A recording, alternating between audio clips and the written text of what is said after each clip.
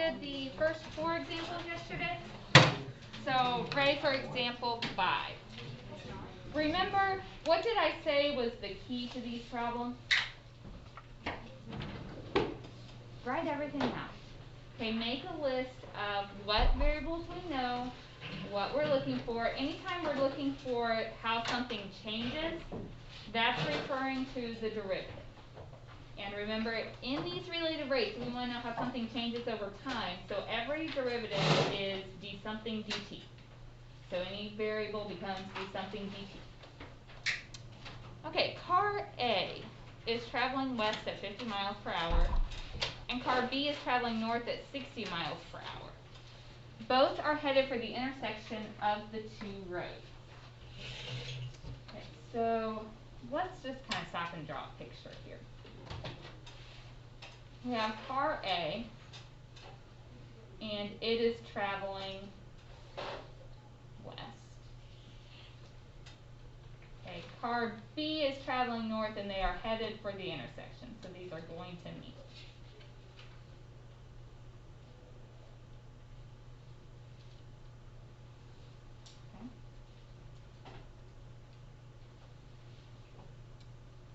When I say car A is traveling 50 miles per hour, that's a rate, isn't it?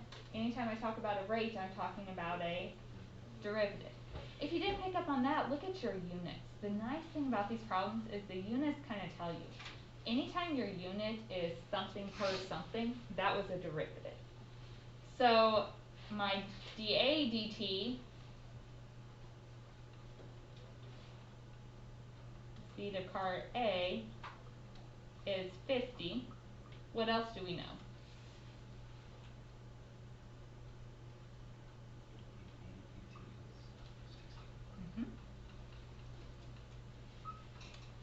Okay, at what rate are the cars approaching each other? So I'm looking for a rate. I'm looking for another derivative.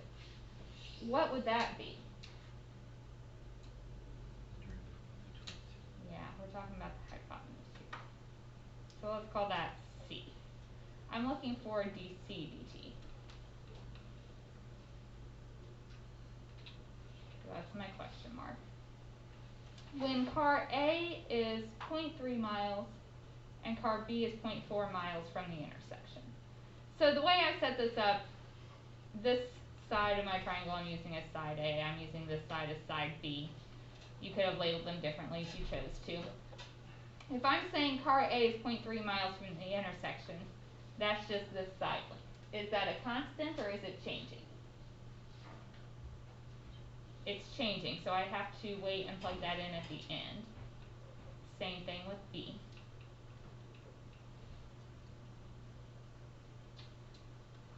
Okay, what formula would I use here?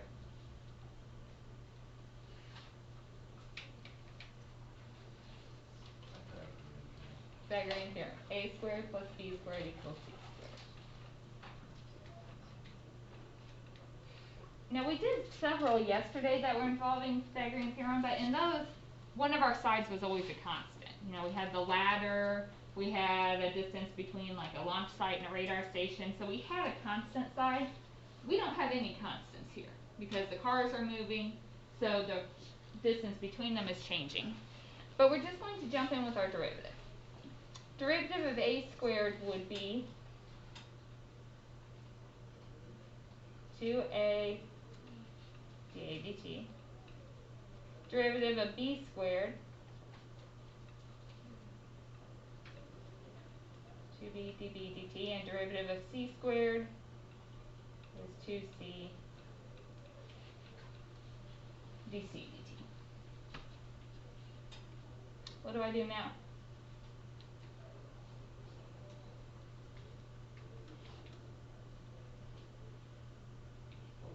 Plug stuff in, okay.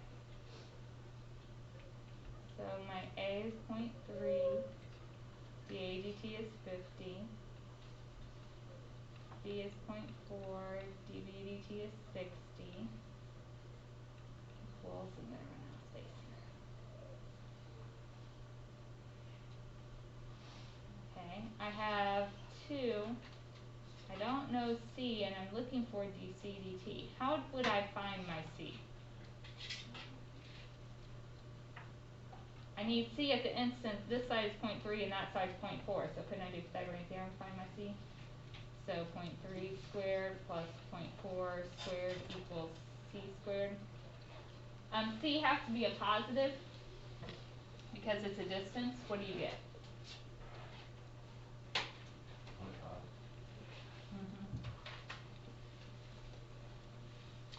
So at the particular instant in question, my C is 0.5.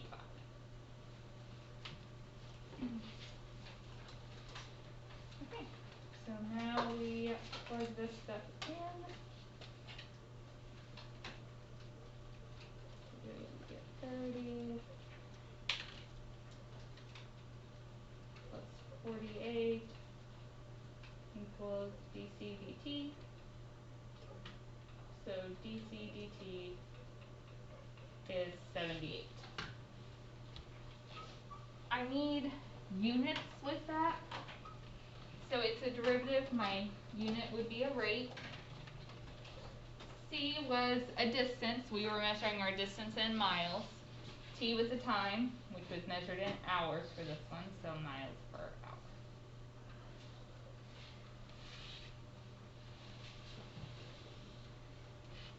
So that's the speed they are approaching one another.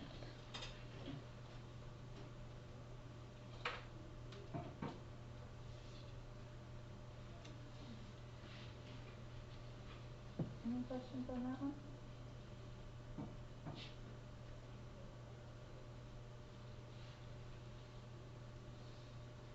I would like you, let's just practice reading one, seeing if you can draw a picture. So don't try setting it up to solve it. I want to check and make sure our pictures are correct before we do that, but see if you can read this.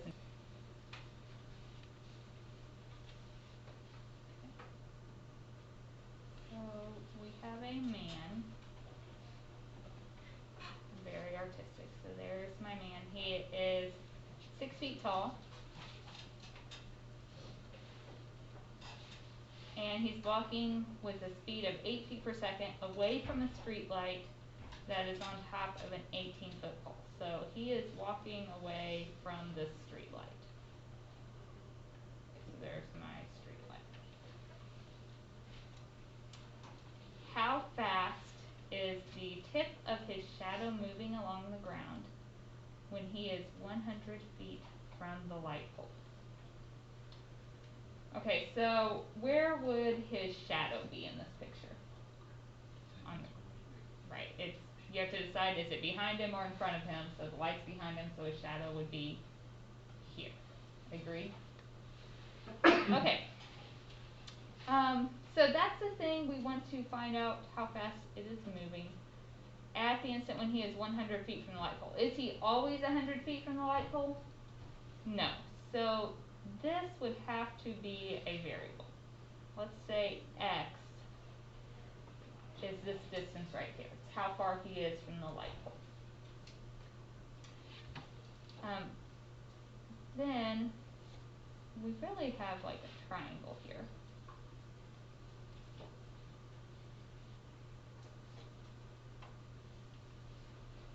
There are two separate triangles in this picture.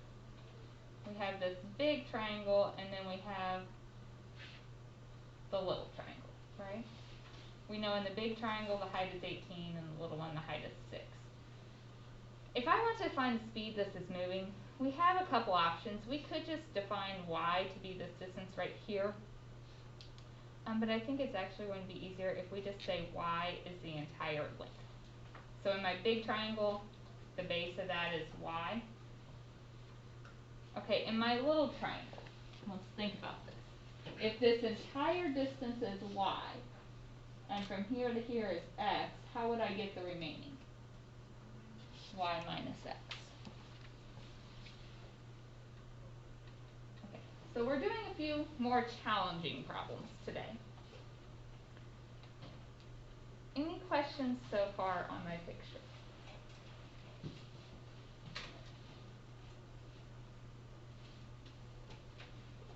Let's go back and see what else we know. He walks with a speed of 8 feet per second away from the street light. So he's walking here. So my 8 feet per second would be what? Dx dt. It's a derivative. It's the distance he's walking away, so it's based on how far he is away from it, which is the x. Okay, I want how fast the tip of his shadow is moving. So the tip of his shadow is all the way out here. So if I want how fast that's moving, what variable is that? dy dt is the thing I'm trying to find. When he is 100 feet from the light pole, so that is my x.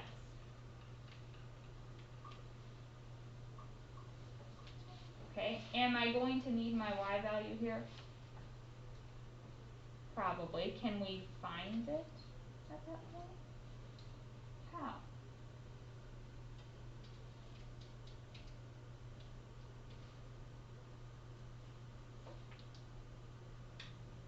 We have two triangles. Aren't these similar triangles? So how do you work with similar triangles? What do we always set up? Ratio to the side. Right. The sides are proportional, so we set up those ratios. Okay. So our equation. Let's just set up our general equation first, and then we'll find our y here in a minute. So we need a proportion, so I could say like y over 18 equals, you have to pick the corresponding sides here, so y was the base, so the base here is y minus x over 6.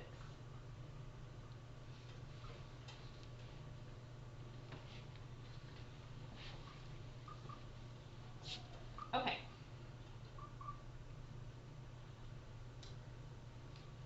Do you want to do the derivative of this as it is, like as a fraction, or would you rather get rid of the fraction? Get rid of it? Do you want to go ahead and just cross multiply to do that? So that would give me 6y equals 18 times y minus x.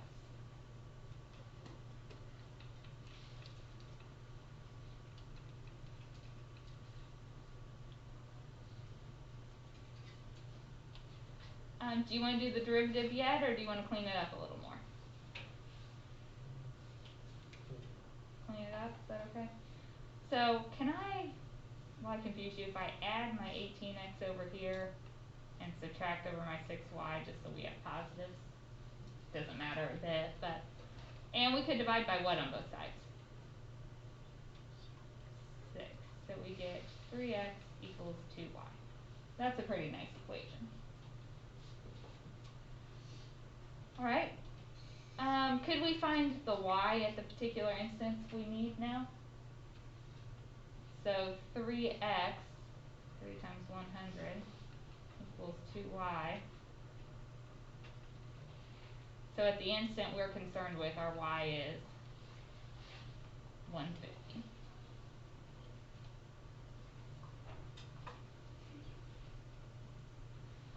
I don't know if we'll need that or not, but we have it now. We could easily get it.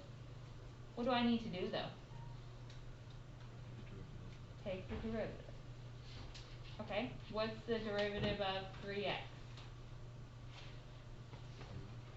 3 equals derivative of 2y.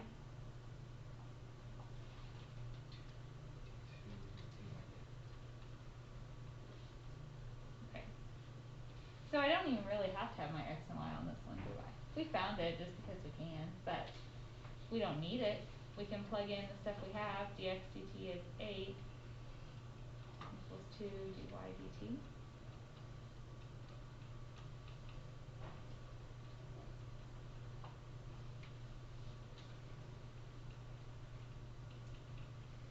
So dy dt equals 12. I want units. Y was my distance. In this problem, our distances were measured in feet per. T was time, and this one we were measuring in seconds. So 12 feet per second.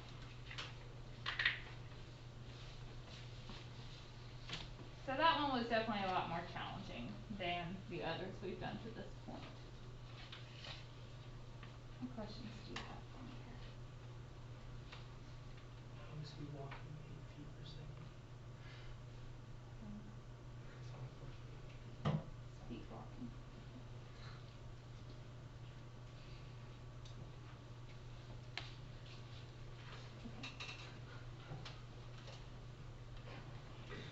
Step question of fitting, because I wanted nice numbers. Okay, I think this is going to be the last example I do today. So yesterday we did some of the more basic ones. Today we took a step. They're a little more challenging. I want you to read this, draw a picture, label any variables that you can, write out as much as you can. You know, what kind of equation would we use? What variables do we know? See how far you can get with it. I'm going to give you several minutes now. Shame on you. You need pictures. That helps. A water tank has the shape of an inverted circular cone. So it's like a waffle cone. Okay, there's my beautiful cone. The base radius is 2. Where is that? At the top. Does that mean the radius is always 2? No, just here at the top. So that's my R, which at the top is 2 meters. And the height is 4. Water is being pumped into the tank. So we are adding water to this. So as you add your water, the height is going to go up, right? At a rate of 2 cubic meters per minute, find the rate at which the water level is rising when it is 3 meters deep. So we've got a lot of stuff here. When I talk about the rate it's being pumped in, if you're not sure what variable it is, look at your units. Cubic meters would be what? That's volume per minute, so minutes times. So dV dt is 2. Water's coming in, so it's positive. What if you had a tank and there was a hole in the bottom? Then it would be going out, so our rate would be negative. I want the rate at which the water level is rising. So the height of this water level, what variable would that be? What? Mm-hmm. That's the thing I'm looking for. When the water is 3 meters deep, so at the point when my height is 3. Okay. Formula for volume of a cone. I was kind of talking with some people up here about that. So this is the formula that I would give you, but if you think about it, we know if we have a cylinder. You had a cylinder on yesterday's homework, I think. I told you that volume is area of the base, which is pi r squared, times the height, right? A cone just takes a section of that, so it would be like cutting out that much. So how much of the original cylinder do we have? A third. So volume of a cone is 1/3 pi r squared h.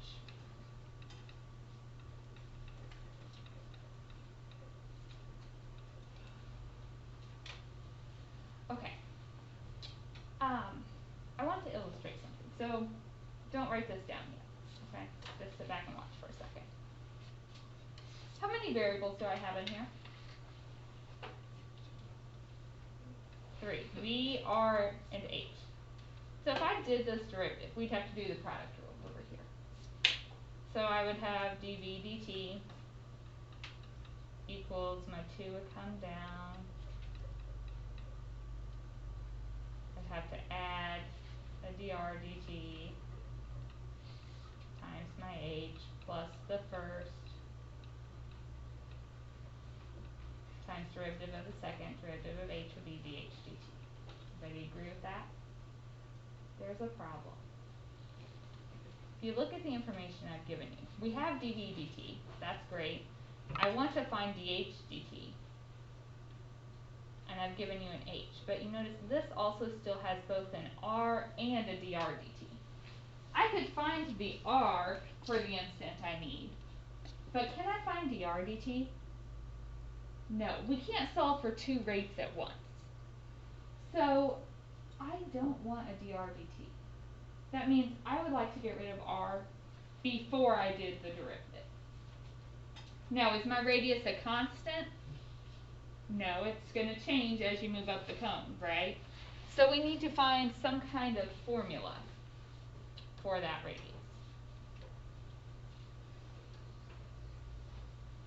So, let's use what we were given in the original. We know in this original cone, the height was 4 and this was 2. It's like a triangle. So at any given point, you have your h and your radius, right? So if we set up a proportion, we could say 2/4 equals r/h.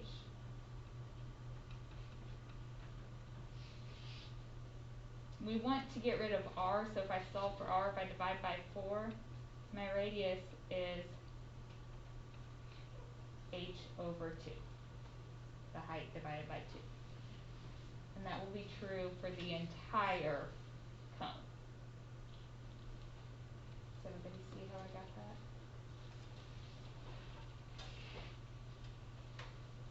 So what I'm going to do is plug that in before my derivative. It's not a single number, I just found a formula for that radius so that I don't have so many variables at the end. So my v is 1/3 pi. R is h/2 squared times h. If I clean this up, 1/3 pi is like pi/3. h²/4 times h. If I multiply my my coefficients together, we get a pi/12. h² times h is h cubed.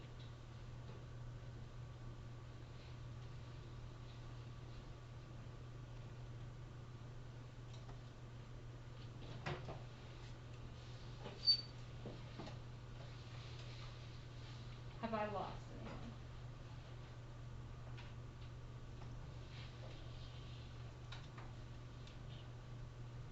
What do I need to do now? Derivative. Derivative of v would be dv dt. Okay, over here, the pi/12 is just coefficient, so if you bring your 3 down, you get 3 pi/12, or pi/4. H, subtract 1 from the powers, so squared, and what do we put with that? dh dt. Okay, fill in what we know. dv dt was 2. H was 3.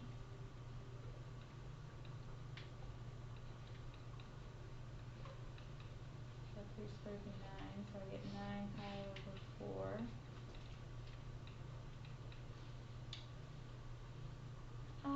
We could divide by this whole thing, or think of it as I multiply over the 4, and then divide by the 9 pi. I get 8/9 pi. Or you could certainly give me a decimal, I just would rather not. H was my height, which in this problem was in meters. T is time, which in this one was in minutes. So it's going up at a rate of 8/9 pi meters per minute.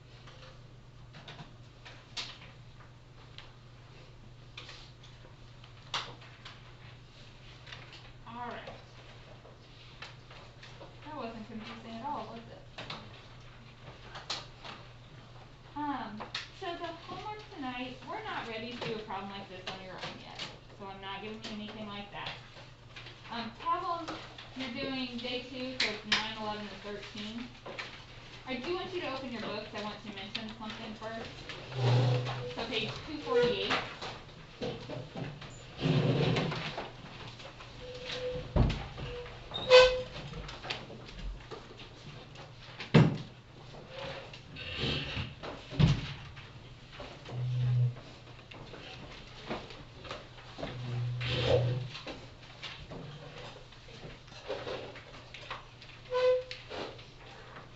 Okay, problem 9 is going to be a very straightforward one. And they gave you an equation, they gave you all the rates, you're just doing your derivative and plugging in. 11 and 13, it says A, B, C, D, E to do those things. You do not have to break it down like that, just do the problems like we have been doing them. So I'm not going to check part A, part B, I just want you to do the whole thing. And I think those are both, there is an example in your notes almost identical to each of those problems, so that should help.